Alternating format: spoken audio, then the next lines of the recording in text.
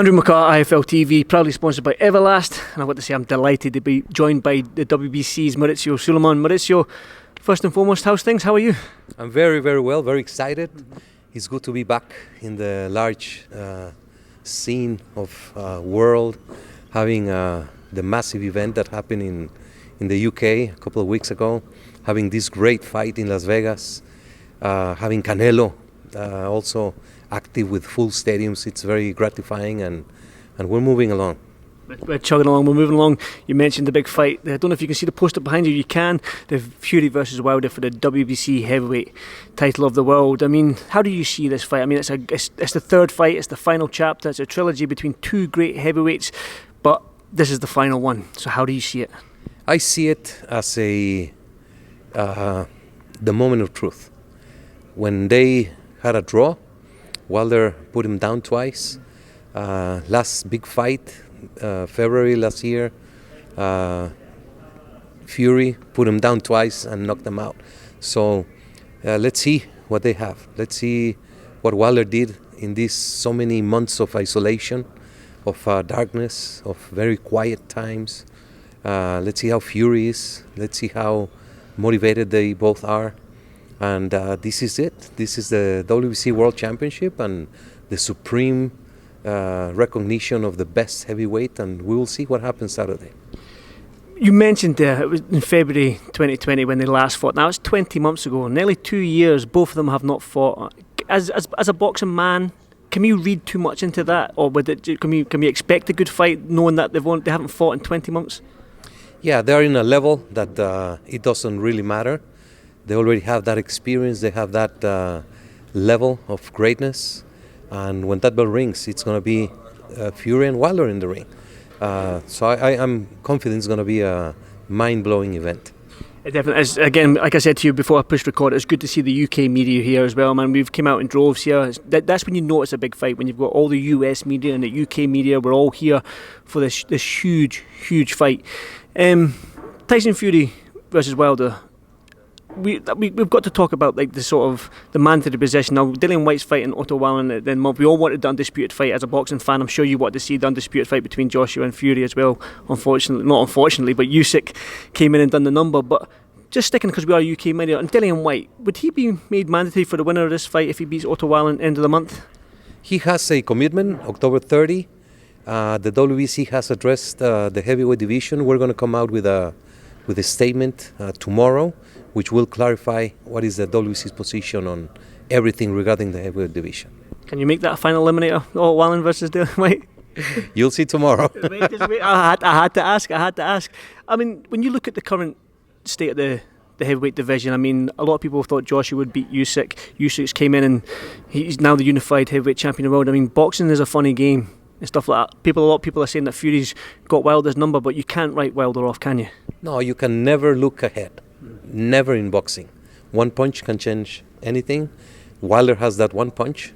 Usyk came in and did an unbelievable work, and anything can change. So I'm very excited about the heavyweight division.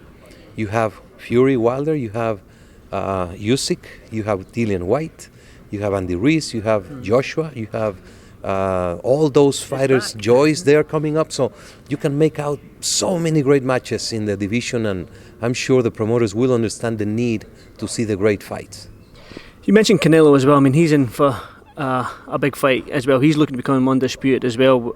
I mean, boxing needs these fights. And just talking about Canelo and Caleb Plant, we've seen Canelo, Callum Smith, faced Anthony Yildirim, and then he's Billy Joe Saunders, now he's Caleb Plant. I mean, what Canelo's doing right now just to try and get all the belts is quite fantastic, isn't it? I mean, it's a good thing that he's trying to just make it this one champion in the division, because I think boxing needs that one guy who is I know there's 4 belts, world titles, but boxing needs that undisputed champion in terms of the number one guy in the division, don't they? Yeah, that's a statement. To have the fighter willing himself to just take on and unify and have a one champion per division.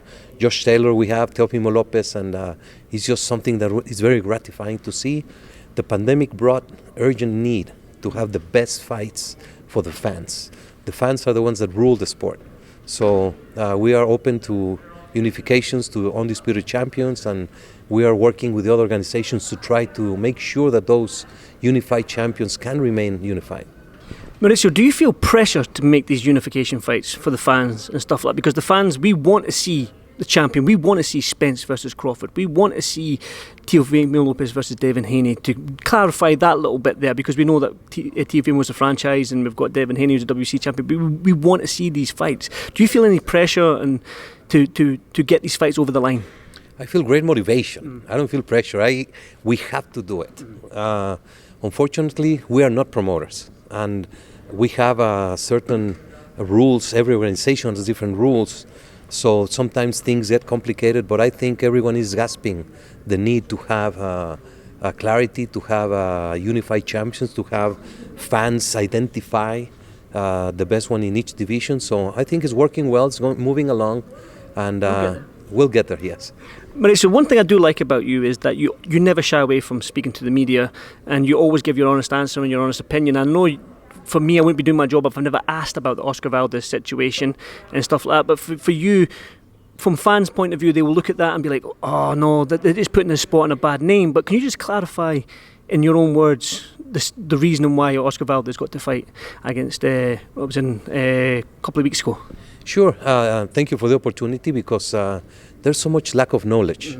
I'm a sports fan. So when I see something in the news and I am not familiar, I don't know the rules or I don't know the specifics, we tend to reach immediate conclusions. Valdez was guilty of a banned substance that was found in his test from the WBC clean boxing program. But once that result comes, the WBC is in charge of adjudication of penalties.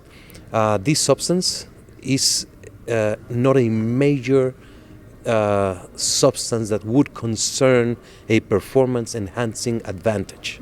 So he was penalized with several things that he has to comply for 1 year. It's like someone stealing a candy bar against someone going to a bank and robbing with an armed force. So it is something. I understand the fans. They are not privileged to know the specifics. The substance phentermine is the first time ever in a doping case, and it is just an appetite suppressant. Valdez swears that he did not take it. Something must have happened in a contamination, or something did happen a month before the fight. So he went into the ring without any advantage whatsoever. And there is a strict protocol to follow. He's in probation for a year, and I feel very satisfied with the administration of that case. Every single case has to be different. There are more than 300 substances. So there's an issue where we have to take into common sense, to take the rules, to take the protocols, and just adjudicate the what happens as a penalty. So time will help everyone understand. For that substance then, have you taken it off your banned substance list? Because obviously if another fighter gets caught with it and it's still on your list, then we're going to go through the whole same thing again where fans are going to be in uproar. I mean, you mentioned that it isn't a performance enhancing, it's just an appetite suppressor, so I'm guessing it's for him to make weight. So have you taken that off your banned substance list in the WC clean drug program? No, we go by VADA, the list that is with VADA and WADA. The difference is in WADA, it is accepted out of competition. In VADA, we do not accept any substance out of competition. So if something is found, we address it, we understand, and then what we have to do is to teach fighters and trainers and the whole community on different effects on that substance. There is no acceptance to any substance to be used. But there's, as I said, levels, very different levels. And this one is a case that did not merit to have the title taken away, did not merit to stop a fight from happening. The USA commissions, they allowed it. So we managed the whole scenario, and we reached that final verdict. Is this going to be not one rule for one, a different rule for another? If this happens to another fighter, would it be the same protocol for them in terms of it was the same matter in this system? They would get the same sort of penalty or non-penalty as Oscar Valdez, because a lot of fans are saying that maybe it's one rule for one and not one rule for the other. So can we expect the same straight down the line decision from the WBC as well as if it was a different fighter that got caught? Yeah, absolutely, and I invite, if you would like to do a research of all the cases that we have had, You can be open, and I will give you all the cases and what we did in every specific case. So in all the cases that there was a positive, we do a same procedure. It sometimes takes months, sometimes it's immediately to be addressed. And I feel very comfortable. It's clean and open, and we are talking about it, and there's nothing hidden. There's no advantage to Valdez, as they say, because he's Mexican. Absolutely not. We have many cases, and we have done, sometimes it's only a warning, a teaching lesson, a fine. So we go through the levels of what the danger of the specific situation that happened. See, I've seen some fighters when they have a protein shake and stuff like that, because there's such a big list of banned substances and stuff. You mentioned over 300 banned substances in some of these lists. Some fighters look at a protein shake or something like that, and they'll read it. I mean, sometimes it's not, the fighters don't know the clarity. They don't know what to take and what not to take. Do you think that with the WBC and everyone else, that and every other IBF and all the other governing bodies, that we need to make it clear for the fighters, give them a specific list, and then that's not what to take. You can take this, you can't take and stuff like that. Because like I say, some fighters look at a protein shake or an energy drink and like, well, I don't know if I can take that. Do you think we need to give the fighters more clarity in terms of what they can put in their body? You know, the WBC is the only one that has a program. Nobody else. The British Boxing Board of Control, they have the UCAT, and there's some commissions that do testing. But we just need the keys education, as you say. We can go to a store and buy supplements, and they can even have the prohibited in the label. And many times they don't put it in the label. So you are responsible for what you take into your body. And we have the Clean Boxing program you can do and watch the webinar. You will understand. Right. So fighters, if they want to really learn, the trainers, if they want to really learn, they have the tools. But we need to go out more aggressively and teach more people as we can. Definitely. Well, I'm glad you cleared it up. Like I say, you never hide from the camera in terms of a situation like this. But one final word on the WBC. A lot of fighters love the WBC belt because it's one of the oldest. I think it is the oldest, maybe, apart from the Ring magazine. So every fighter wants to become a WBC champion, and there's no more prestigious title than WBC heavyweight world champion. So one final thoughts on Fury versus Wilder, the final chapter. Well, this is the belt. Muhammad Ali, Frazier, Foreman, Holmes, Tyson, Lennox. This is the belt. Some big names. Big names, and we're proud of our history. We're proud of what we have done, what we do every single day.